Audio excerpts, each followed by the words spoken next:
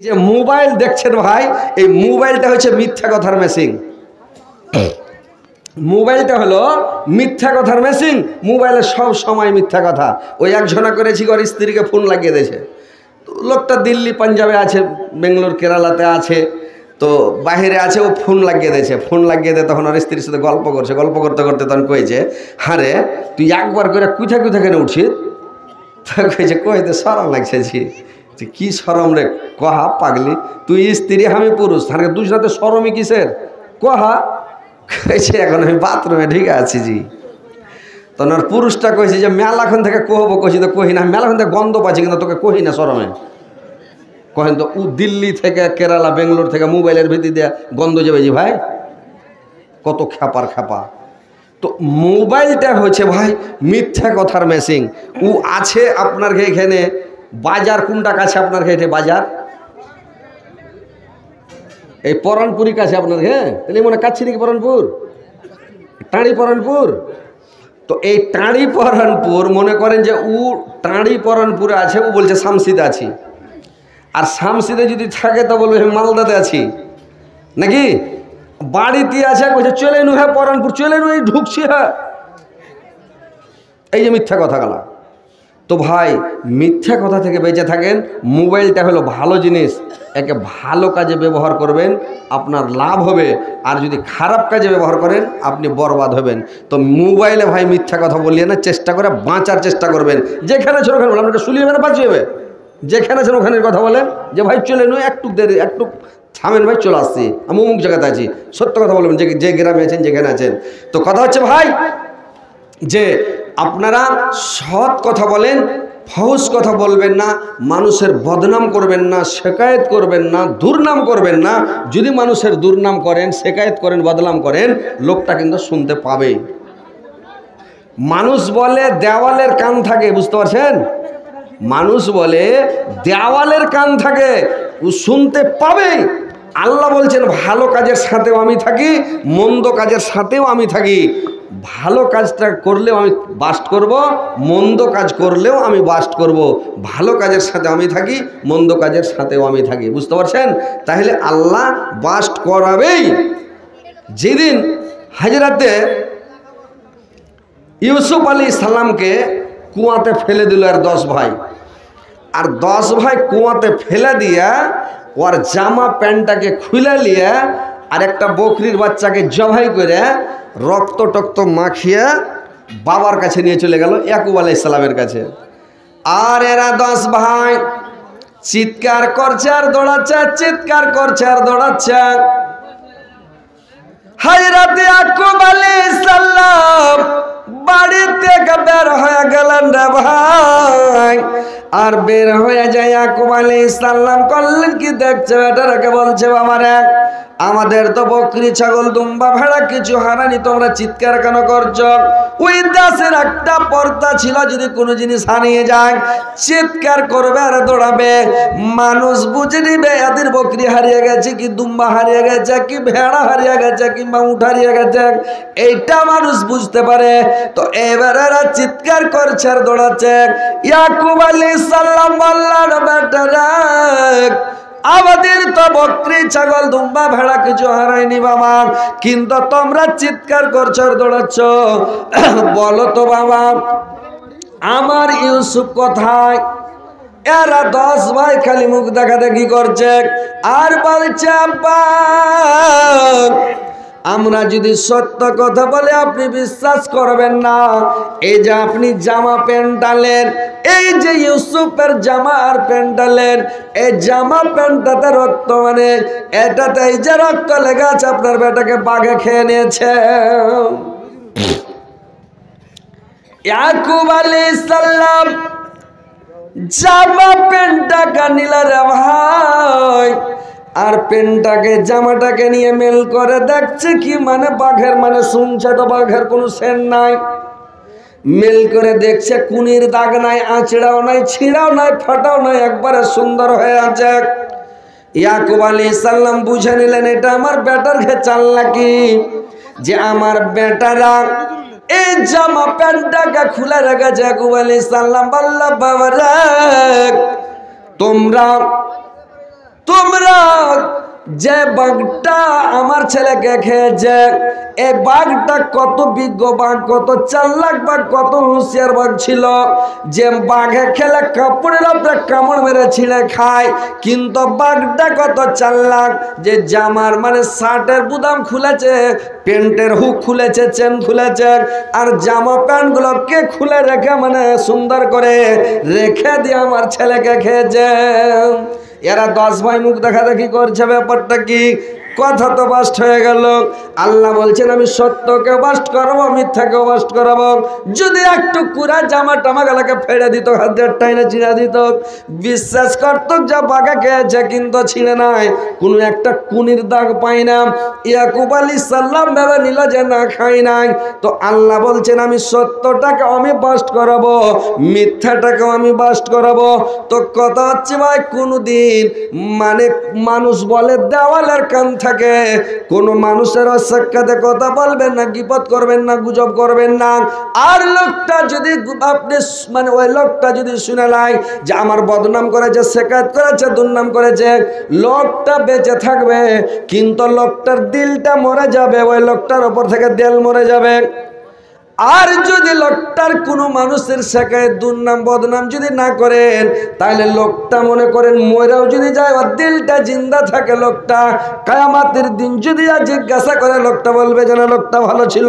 তো কোনো মানুষের শেখায়ত করবেন না ভাই, বদনাম করবেন না, দুর্নাম করবেন না, গীপত থেকে বেঁচে থাকেন। গীপতের গুনাহটা খুবই বড় গুনাহ, এই গুনাহটা ক্ষমা হবে না। আপনি কি জানতে পারলেন যে কয়টা লোকের গুনাহ হলো না হলো? কয়টা লোককে আঘাত দিলেন, একটা লোককে বেইজ্জত করলেন। এই লেগে আল্লাহর রাসূল বলেছেন তোমরা মৃত্যু ব্যক্তির বদনাম করিও না। যে লোকটা মরে গেছে, মৃত্যু ব্যক্তির বদনাম করিও না, মৃত্যু ব্যক্তির শেকায়ত করিও না, কারণ ও মারা গেছে।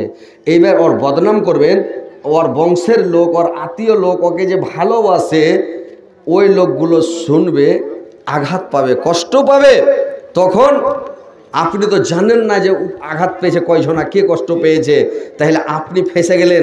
আর কোনো মানুষকে গালি দেওয়া, অপমান করা, বেইজ্জত করা, দুর্নাম করা, শেকায়ত করা, মানুষকে কষ্ট দেওয়া, আপনাকে ক্ষমা করা হবে না। আল্লাহ পাক বললেন কিয়ামতের দিন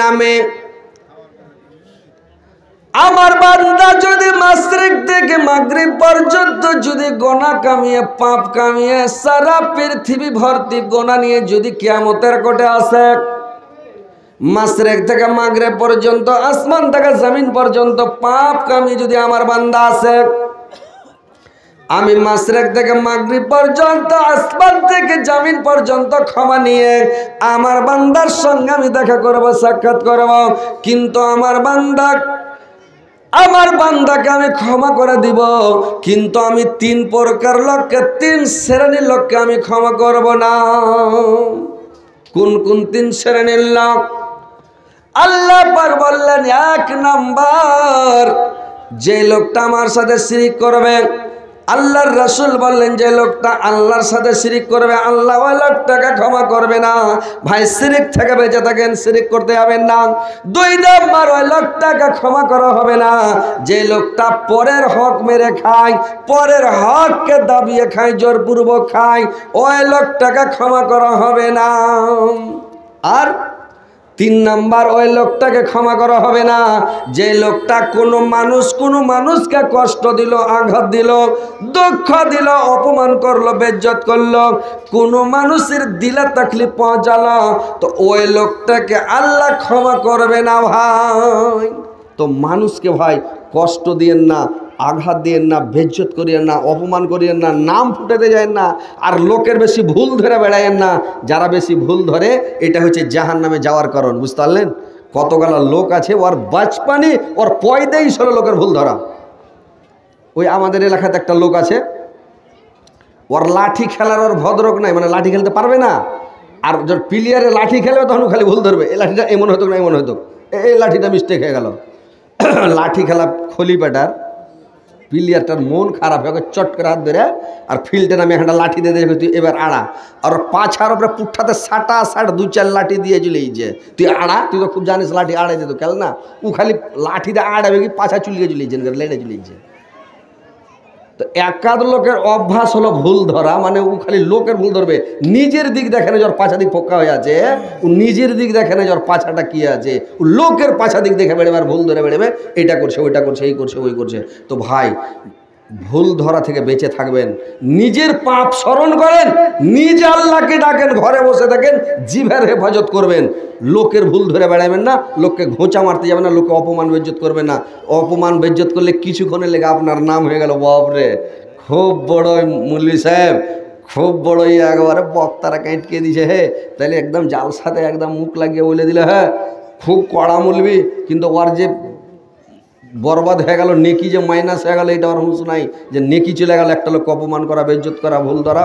কোনো মানুষকে যদি কষ্ট দিয়ে দেন, কিয়ামতের দিন আপনার নেকি মাইনাস হবে, জান্নাতে ঢুকতে যাবে সব কমপ্লিট, জান্নাতে ঢুকতে যাওয়ার সময় বলবে একে রুকো, এই লোকটা পাছা দিক থেকে দাবিদার হবে, আল্লাহ এই লোকটা আমাকে অপমান করেছিল, বেজ্জত করেছিল, আল্লাহ মানুষের সামনে সবার মধ্যে মজলিসের মধ্যে আমাকে অপমান বেজ্জত করেছিল, আল্লাহ আমি সে দুনিয়াতে আর বিচার পাইনি, আল্লাহ তোমাকে বিচার দিয়েছিলাম, আল্লাহর বিচারটা আমি চাই।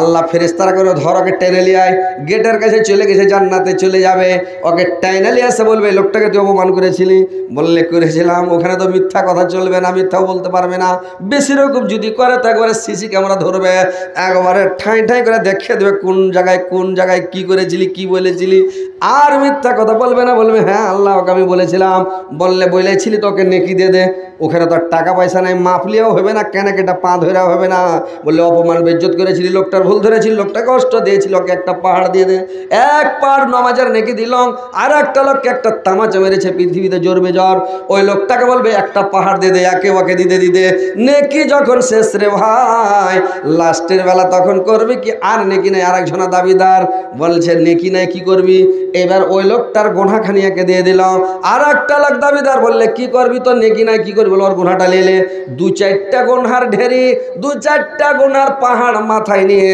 পাপের বোঝা মাথায় নিয়ে জান্নাতে যাবে কি জাহান্নামে ঢুকে গেল রে ভাই।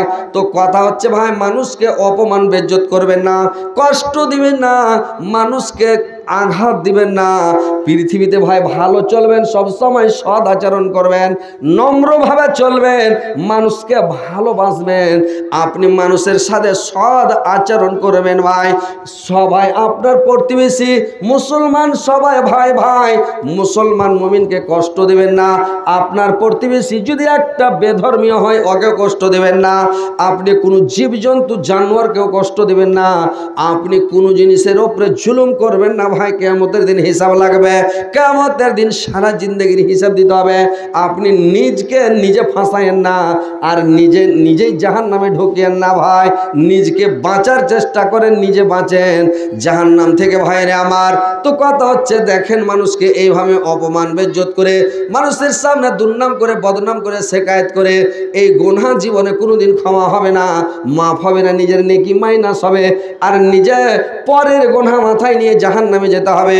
বিশেষ করে মা বোনেরা এরা বেশি বেশি গুজব করে, গিল্লা করে, আর মেয়ে ছেলেরা করে কি, এরা চারটা কারণে জাহান্নামে যাবে, মেয়ে ছেলেরা চারটা কারণে জাহান্নামে যাবে। এক নাম্বার কারণ হলো এরা স্বামীর মুখে মুখে তর্ক করে, মেয়ে ছেলেরা স্বামীর মুখে মুখে তর্ক করে। দুই নাম্বার মেয়ে ছেলেরা স্বামীকে বরদোয়া করে, বেটাকে বরদোয়া করে, মানে যে সেই লোককে বরদোয়া করে, পাড়া প্রতিবেশীকে বরদোয়া করে, মেয়ে ছেলেরা যাকে তাকে বরদোয়া দেয়। মায়েরা বোনেরা ভালো করে শুনেন, কোনো মানুষকে বরদোয়া দিবেন না, বরদোয়া দিতে হয় না, বরদোয়া দেওয়াটা ভালো নয়, বরদোয়া দিতে হয় না, একটু কিছু হলে মেয়ে ছেলেরা বরদোয়া করবে। হ্যাঁ যাবো তো, ওটাই তো মেন উদ্দেশ্য, মানুষকে রোজা করা যেমন তেমন দুধ ফুটির আশা নাকি। হজরত আলীকে নিয়ে এসছেন উত্তর দিনাজপুর থেকে, আপনারা তো কালেকশনে লেগে নিয়ে এসছেন নাকি। তো ইনশাআল্লাহ করবো। একটু দু চারটা কথা বলি, ওই সাপকে যদি আগে ধরতে যান তো ছোঁ মারবে তো ছিঁড়ে উঠিয়ে নেবে। সাপের আগা দিকে যাকে বিন বাজিয়ে দেবে, বিন বাজিয়ে বাজিয়ে সাপকে পাগলা করে দিতে হবে, তারপরে ধরবেন, সাপ কামড়াবে না, বুঝতে পারছেন।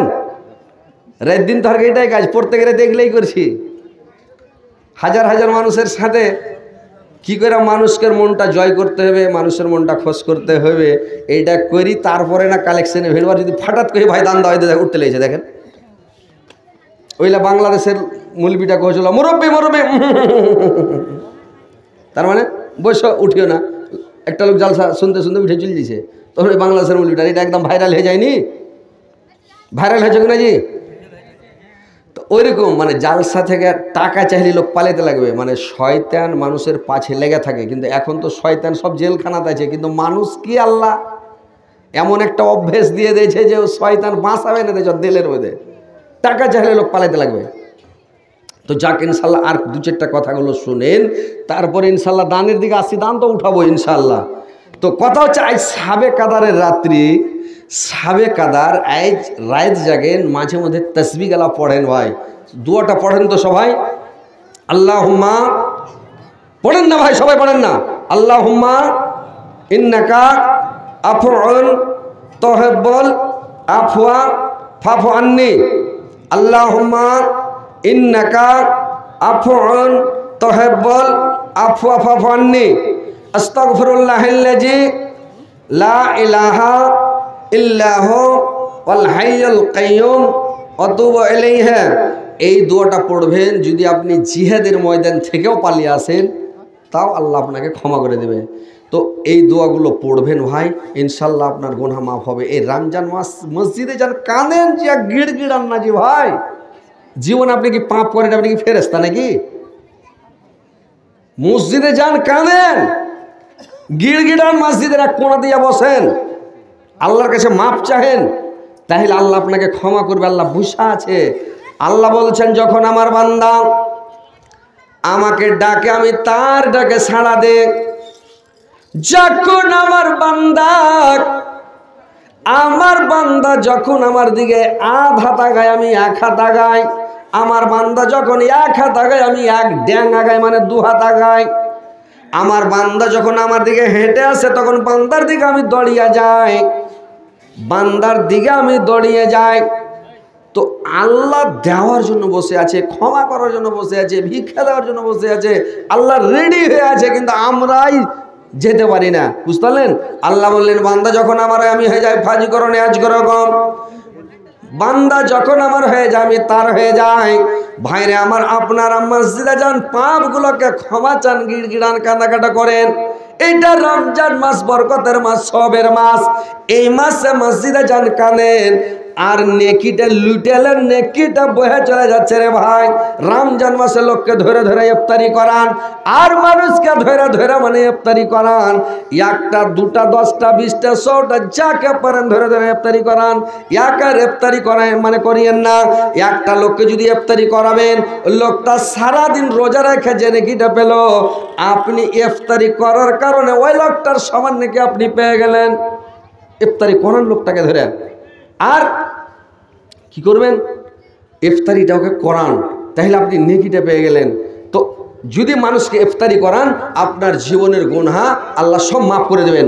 আর যদি আসুধা, আর জাহান্নাম থেকে আপনি মুক্তি পেয়ে গেলেন, জাহান্নামে আপনি জ্বলবেন না। আর যদি আপনি আসুধা করে খিলান, তাহলে কি হবে জানেন? যে আপনি আসুধা করে যদি খিলিয়ে দেন, তাহলে কি হবে? আসুধা করে মানুষকে যদি খিলিয়ে দেন, তাহলে কি হবে? কায়ামতের দিন আপনাকে হজে কসর থেকে আল্লাহর রাসূল বলছেন, আমার হজ থেকে এক ঢোক পানি পান করা হবে। তো ওই পানি যখন পান করবে লোকটা, তো পানিটা পান করবে, তো যতক্ষণ জান্নাতে না যাবে ততক্ষণ পর্যন্ত ওকে তিস্সা লাগবে না, ভোগ তিস্সা কিছু লাগবে না। তাহলে এতগুলো মর্যাদা, এতগুলো থাকার পরেও মানুষকে ইফতারি করাচ্ছে না। তো যাই হোক ভাই, এটা রমজান মাস, রোজার মাস, বরকতের মাস চলে গেল, আর 10টা 8টা 9টা দিন বাকি। এই আজকে সাবে কাদারের রাত্রি আপনারা মসজিদে যান, গিড়গিড়ান, কাঁদেন, পাপগুলোকে ক্ষমা চেলেন, আল্লাহর কাছে কাঁদাকাটা করেন, ইনশাল্লাহ আপনাকে ক্ষমা করবে। আপনার বাবার জন্য কাঁদেন, মার জন্য কাঁদেন, আর বাপ মার জন্য দোয়া করে, বাপ মার জন্য কোরআন পড়িয়ে, বাপ মার জন্য হজ করিয়ে, বাপ মার জন্য রোজা খুলিয়ে, বাপ মার জন্য আর কিছু করে আপনি মা বাপকে জাহান্নাম থেকে বাঁচাতে পারবেন না। মা বাপকে বাঁচাতে হলে মা বাবার জন্য দান করতে হবে। মা বাপের জন্য আপনি দান করেন, 5000 টাকা দেন, ইনশাল্লাহ আপনার বাবার মায়ের কবর রাজা বন্ধ হয়ে যাবে, সাথে সাথে বন্ধ হয়ে যাবে। টাকা দিতে হবে, টাকা দিলে, টাকা দেওয়াটা, দান করাটা, এটা হচ্ছে সবচাইতে শক্তিশালী ইবাদত, সবচাইতে পাওয়ারফুল ইবাদত, সবচাইতে জোরাল ইবাদত হচ্ছে দান করা। আর মানুষ দানের কথা শুনলে পালাতে শুরু করে দেবে। দান দিবে না। তো দান করেন, আপনার বালা কাটবে, মুসিবত কাটবে, বিপদ থেকে বাঁচবেন, আপনার রোগ বিয়াদ ছুটে না, অসুখ ছুটে না। আপনি দান করেন, ইনশাল্লাহ আপনি ভালো হয়ে যাবেন। আপনি কেসে পড়ে গেছেন, একটা কেস থেকে করছেন, আর একটা কেস মামলা, আর একটা কেসে খালি হাজিরা দিয়ে দিয়েছেন। আপনি দান করেন, ইনশাল্লাহ আল্লাহর কাছে দোয়া করেন, ইনশাল্লাহ আপনি দান করলে আপনি কেস মামলা থেকে রেহাই পেয়ে যাবেন, বিপদ আপদ থেকে আপনি বেঁচে যাবেন, বালা মুসিবত থেকে বেঁচে যাবেন, অসুখ বিসুখ থেকে আল্লাহ আপনাকে বাঁচিয়ে নেবে। কিন্তু আপনি দান করেন, তাহলে মা বাপকে কবরের আযাব থেকে, শাস্তি থেকে বাঁচিয়ে নিতে পারবেন। তাছাড়া এমনি দোয়া করে মা বাপকে বাঁচা যাবে না ভাই। তো কথা হচ্ছে যে আপনারা আসেন, আমি দেখতে চাই আজকে যে আপনারা মা বাপকে কত ভালোবাসেন, মা বাবার উপরে কত মায়া। যে মা যে বাপ আপনাকে কষ্ট করে মানুষ করেছে, যে মা 10 মাস 10 দিন পেটে নিয়ে থেকেছে, 2 বছর দুধ পান করিয়েছে, আপনাকে জওয়ান হওয়া পর্যন্ত মা কষ্ট করেছে, আপনার সেবা তাবেদারি খিদমত করে আপনাকে বড় করেছে, তারপরে মার ছুটি। আর বাপ আপনাকে ছোট থেকে জন্ম দিয়ে আপনাকে খেলিয়ে পিঁধিয়ে মানুষ করে, রিক্সা চালিয়ে, পাইট খেটা, সাইড খেটা, কত রকম কষ্ট করে পরিশ্রম করে তোমাকে মানুষ করেছে। আজকে বাবা বাড়ি গাড়ি করে সব করে রেখে বাপ চলে গেছে, মা চলে গেছে দুনিয়া থেকে, মা বাপ কবরে পড়ে আছে। এই যে রমজান মাস চলছে, মা বাপ দুনিয়ার দিকে তাকিয়ে আছে, পৃথিবীর দিকে তাকিয়ে আছে, ডাঙ্গার দিকে তাকিয়ে আছে। মানুষ যখন মরে যায়, তো যেরকম মানুষ পানিতে ডুবে গেলে ডুবন্ত মানুষ ডাঙ্গার দিকে তাকায়, কেউ নৌকা নিয়ে আসছে, কেউ ভুঁড় নিয়ে আসছে, কেউ কলার গাছ নিয়ে আসছে, কেউ বাঁশ নিয়ে আসছে, কেউ রসুন নিয়ে আসছে আমাকে বাঁচার জন্য, খালি দেখে যে কে কী নিয়ে আসছে। ওরকম যখন মানুষ মরে যায়, কবরে চলে যায়, ডুবান্ত মানুষের মতন মানুষ কি করে জানেন? মানুষ খালি দুনিয়ার দিকে তাকায় যে বেটা রেখেছি, বেটি রেখেছি, সব রেখে এসছি, আমার জন্য দান করে না। তো ভাই, মার জন্য, বাবার জন্য কিছু দান করেন, আসেন, ইনশাল্লাহ আপনার দান আল্লাহ গ্রহণ করবেন, আপনার মা বাপকে জাহান্নাম থেকে বাঁচাবেন। এটা কে দিল ভাই? আল্লাহ। একজন তোমার বান্দা বেনামিতে দান করেছে 100 টাকা, আর একজন তোমার বান্দা বেনামিতে 100 টাকা দিয়েছে। আল্লাহ 100,000 বলে গ্রহণ করো।